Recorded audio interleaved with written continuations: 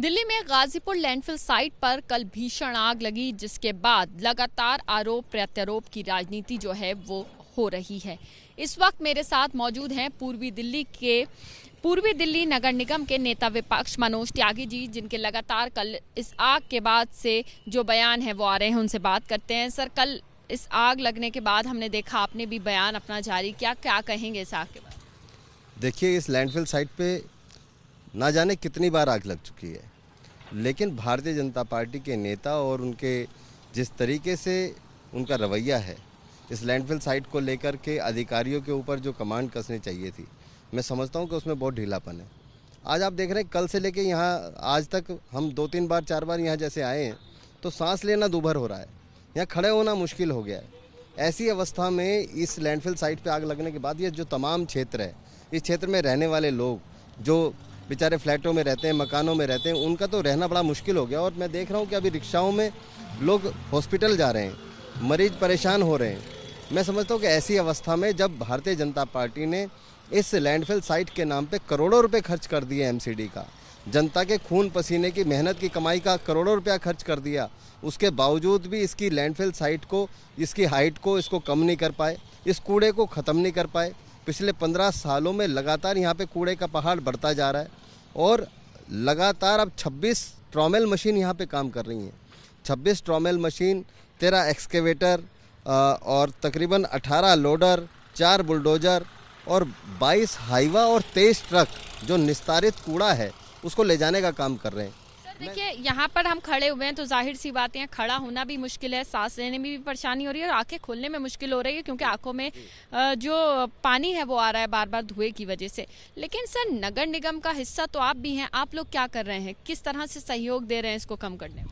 हम तो हमेशा से आवाज़ उठाते रहे कि लैंडफिल साइट की हाइट को कम कीजिए, लैंडफिल साइट के कूड़े को निस्तारण के लिए जो हमें करना चाहिए वो होना चाहिए।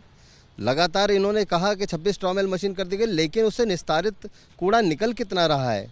इन्होंने कहा निस्तारण में 7 लाख टन कूड़े को निस्तारण किया गया, उसमें से 4 लाख टन कूड़ा निकला।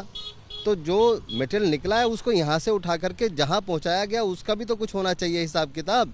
आखिर हिसाब किताब देने को भारतीय जनता पार्टी तैयार नहीं, कूड़े के मामले में बात करने को तैयार नहीं।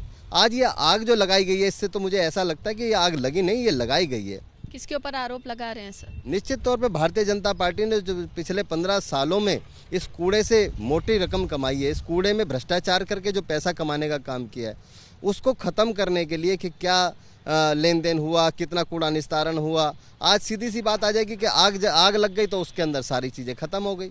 तो ये तमाम चीज़ें छुपाने का प्रयास किया जा रहा है, मुझे तो ऐसा लग रहा है, क्योंकि निस्तारित कूड़े में अगर आग लग जाएगी तो उसमें क्या बचेगा? ये लास्ट में यही कहेंगे कि सब कुछ जल के खाक हो गया, इसलिए हम उसको कहीं दूसरी जगह नहीं पहुंचा पाए, क्योंकि इससे प्लास्टिक भी निकलती है, इससे पन्नी भी निकलती है, इसमें तमाम ऐसी चीज़ें निकलती हैं, पेपर भी निकलता है, तो तमाम ऐसी चीज़ें निकलती हैं जो जल भी सकती हैं, ख़त्म हो सकती हैं। तो उन सबको ख़त्म करने का प्रयास किया जा रहा है। सर, आरोप और राजनीति तो चलती रहेगी, लेकिन खुद सोचिए, जब यहाँ आग लगी है तो कितनी ज़्यादा जहरीली गैस भी इससे निकलेगी। और यहाँ पर आपको पता है घनी आबादी है, बिल्कुल ठीक सामने, महज कुछ मीटर का फासला है। जब बहुत सारे लोग रह रहे हैं, उन लोगों के बारे में क्या कहेंगे? उनकी जान तो खतरे में है सर, उनकी ज़िंदगी तो कम हो रही है।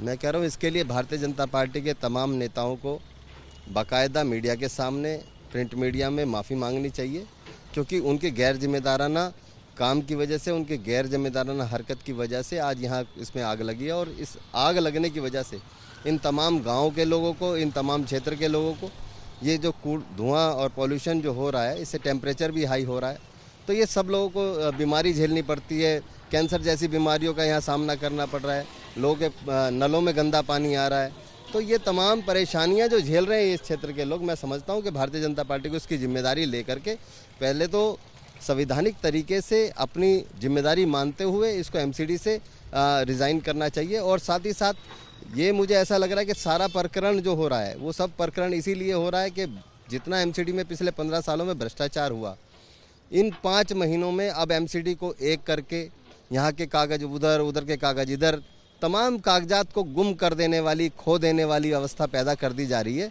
और ताकि बाद में ये कह सके कि वो सब पेपर गुम हो गए, लॉस्ट हो गए, इस वजह से ये रिकॉर्ड मिलाया नहीं जा सकता, ताकि इन्होंने जो करोड़ों रुपए का भ्रष्टाचार किया है उसके लिए कोई सवाल ही खड़ा ना हो।